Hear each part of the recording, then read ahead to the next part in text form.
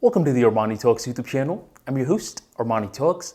In this channel, we're discussing cool topics on communication skills, such as public speaking, storytelling, social skills, and much more. If those sort of topics interest you, be sure to join the tribe of 3,200 plus by hitting that subscribe button right on below. This episode is about how to ask better questions. A conversation is just an exchange of ideas. And as we're exchanging the ideas, there's going to be certain moments where we're listening, and then there's going to be other moments when we're talking. When we're talking, we're either going to be saying something or we're going to be asking something.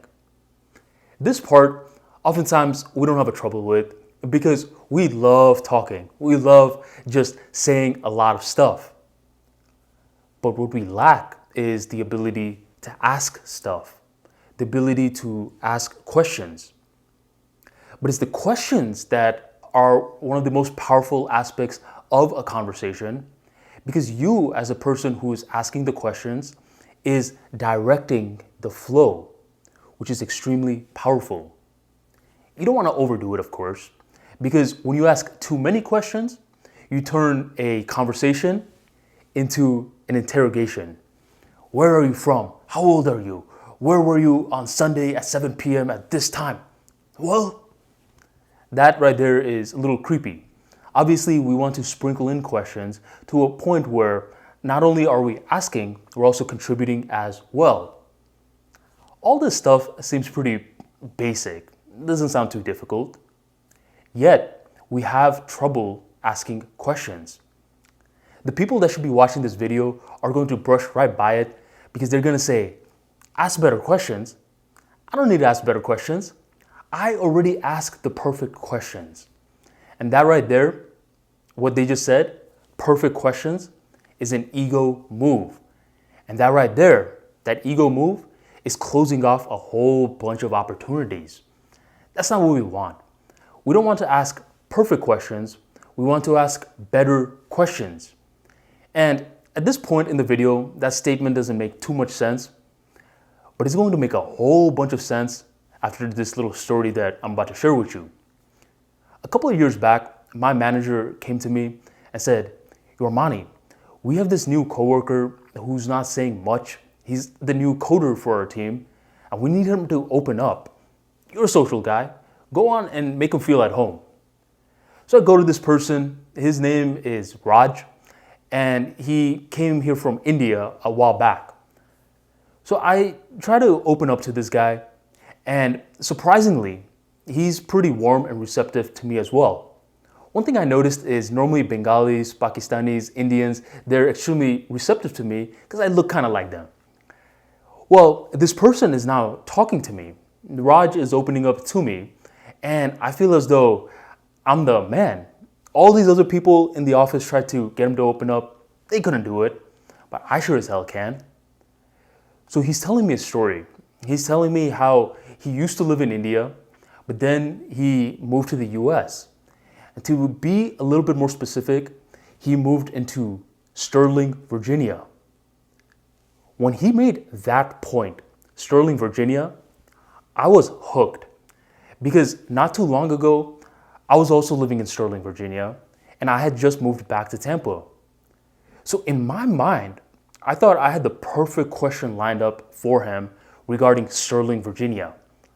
I wanted him to stop talking at this moment just so I could ask my perfect question. I got the perfect one for you, bro. Shh. But he didn't stop talking.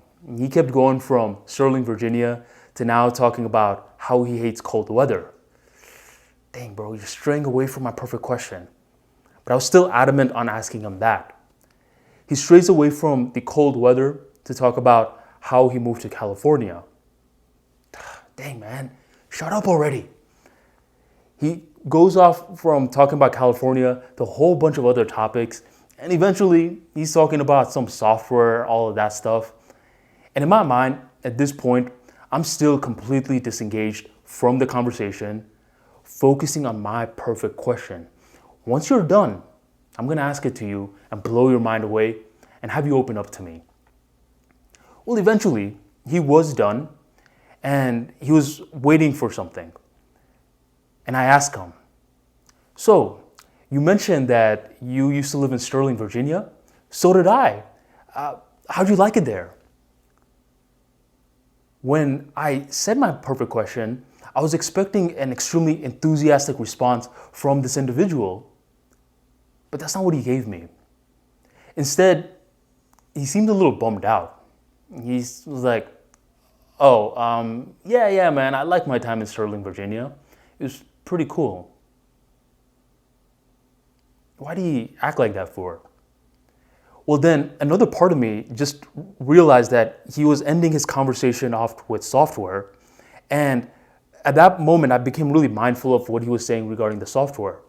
He had written a fantastic piece of code that he ended up selling, which got him a lot of exposure, which eventually brought him to this company. You idiot. You should have asked about the software, not about damn Virginia. You should have asked about the software.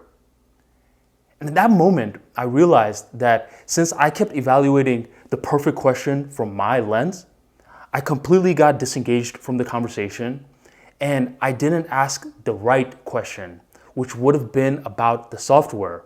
His tonality had changed once he was talking about the software. He strategically ended the conversation at the software and he was looking at me, giving me the opportunity to open up the conversation from there. And I missed the cue because I was stuck on Virginia. That day, I learned a big lesson. There's no such thing as the perfect question. There's only such thing as the suitable question. Let me say that again. There's no such thing as the perfect question. It's only the question which is most suitable. In the context of this question, I need to quit making my mind so sticky, all right? And that's where a lot of this stuff begins. Our ego wants our minds to be sticky towards a certain point that resonates with our experiences, which can be detrimental because this can disengage us from the conversation, sort of like I did with Raj. Instead, the goal to asking great questions is to not have your mind be sticky, to keep on following the flow of the conversation so you are much more mindful of different changes in tonality. So you are much more mindful of the context of the conversation. These are the stuff that matters, not what you dub the perfect question. And when you say something like, oh, the perfect question, who's dictating that it's perfect? Your own ideals. And when you're evaluating a conversation strictly through your ideals, you become one of those people that you personally hate talking with. We all talk to someone like that. That's always just talking about themselves, always talking about how they would do something, always judging nonstop. These are the individuals that speak strictly from their ideals because they mainly see life through their lens. The goal is to ask suitable questions. When you just make that little mental flip, everything changes because at this point, you're always sort of in curiosity mode. Here's a funny life law for you. In order to be curious, you have to assume someone is smarter than they are. In order to be patient, you have to assume someone is dumber than they are. And by combining the two, you're able to ask brilliant questions because you have this nice blend of being curious along with patience, which allows you to stay mindful in the conversation.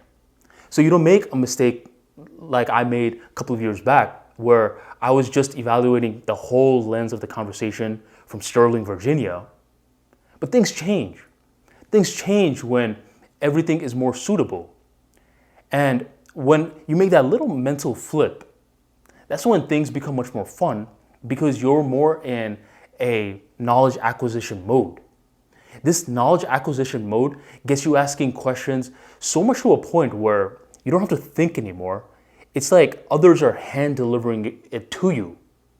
That's what social intelligence is all about. When we stop having to have too much cognitive effort on asking the right questions, and we notice that the questions are being presented to us because we're looking for what is suitable. Your mind is smart, your brain is dumb. And the beauty is that we can always get our mind to program our brain in a correct way. So from here on out, tell your dumbass brain, hey, dummy, quit looking out for the perfect questions because that's an illusion. That doesn't exist. Instead, brain, even though you're dumb, I love you, look out for suitable questions. This is going to help you look out. It's going to keep you humble. It's going to keep you curious. It's going to keep you patient.